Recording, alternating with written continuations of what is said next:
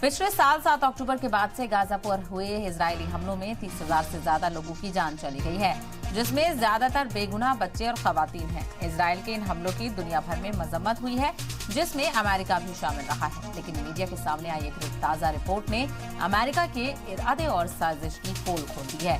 Washington post की report के मुताबिक जंग शुरू होने के बाद से अब तक अमेरिका इजरायल को 100 से ज्यादा हथियार बेच चुका है। जी हाँ, वही अमेरिका जो बीच बीच में जंग के दौरान लोगों की मौत की दुहाई देता रहा है, जो जंग बंदी का सबसे बड़ा हिमायती बनकर सामने आने की कोशिश में है।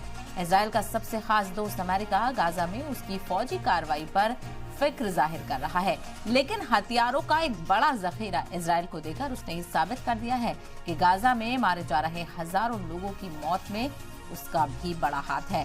अहम बात यह भी है कि अमेरिका भले ही सबके सामने गाजा में इमदाद भेजने की पैरवी कर रहा है, लेकिन उसने चुपचाप पूरी खामोशी के साथ इजरायल को हथियार देना भी जारी रखा है।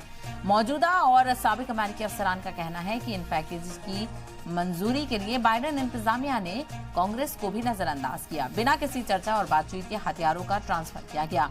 वॉशिंगटन पोस्ट के मुताबिक ऐसा इसलिए हुआ क्योंकि हर पैकेज को छोटा रखने से उसका सामान पर्दे में रहेगा, जिसके लिए मंजूरी की भी जरूरत नहीं है, जिसमें गाइडेड एम्यूनेशंस, छोटे डायमीटर बम, बंकर बस्टर, छोटे हथियार और दूसरे जारहाना मदद भी शामिल थी।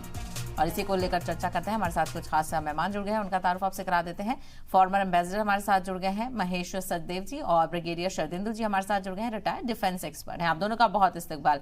सबसे पहले महेश सचदेव जी, आपसे मैं रिएक्शन यहाँ पर लेना चाहूंगी। और लगातार जब भी हम इस मामले को लेकर बातचीत कर रहे हैं, कई एक्सपर्ट्स ने कहा है कि ये अमेरिका का दोहरा रवैया है, और अब वॉशिंगटन की इस पोस्ट ने कहीं ना कहीं उस पर तस्दीक लगा दी है कि अमेरिका जो कह रहा है वो कर नहीं रहा है, और जो कर रहा है वो दिखा नहीं रहा है। जी, इसमें ज्यादा अजूबे की जरूरत नहीं है। अमेरिका का रवैया दो अलग अलग लेवल पर है, और वो डिप्लोमेटिक लेवल पे कुछ कहता है, लेकिन डिप्लोमेटिक लेवल पर भी इजराइल को के ऊपर गर्मी नहीं आने देता है। कोई यूएन का सिक्योरिटी काउंसिल का रेजोल्यूशन पास नहीं होने देता है। दूसरी तरफ जहां तक कि इजराइल की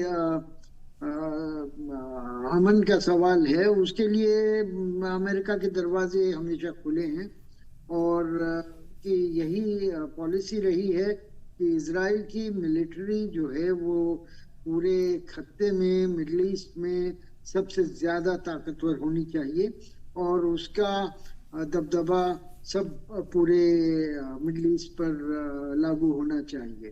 तो इसको लेकर के जहां तक हथियारों का सवाल है, सबसे उम्दा, सबसे एडवांस्ड हथियार इजराइल को दिए जाते हैं, जैसे F-35 हैं, जो कि कई बार अमेरिकन एयरफोर्स में भी पूरी तरह से शामिल नहीं हुए हैं, और इजराइल को मुहैया किए जाते हैं। दूसरी तरफ कांग्रेस के साथ जाने का जो कानूनन पहलू है, उससे बचने के लिए, जैसा आपने कहा, वॉशिंगटन पोस्ट में दी गई खुलासे को आपने जाहिर किया, वो अपनी जगह पर है, और उसमें ये कहना होगा कि अमेरिकी सियासतदानों ने यूक्रेन के लिए और इजराइल के लिए जो फौजी इमदाद थी उसको जोड़ दिया है मैक्सिकन बॉर्डर पर रोक लगाने के लिए, ताकि गैर कानूनी लोग आ न सकें। तो वो बाइडेन को